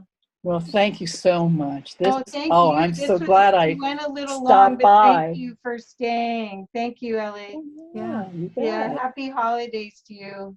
And we Hey, you appreciate too. everybody being on, and happy holidays to everyone. And if there, if there's any other questions or people have a comment or something, we can address those really quickly before we sign out. Otherwise, we'll be back the first of the year. Oh, great. Yeah, thank Good you guys. night. Happy holidays. Happy holidays to you. holidays. Oh, well, thank you all. And Elsie had to leave. She did text us. So she said she'd been on, this is the 5th hour of being on Zoom today. Oh, my. That's too much. I feel that way too. I've been doing a lot today too. Me too, but not all on Zoom. I get all energized doing it. I just know the more I put in, the more I can give out, and it just is just that. It's just that way. Perfect. Okay, well, I'm going to stop recording. Thank you, everyone.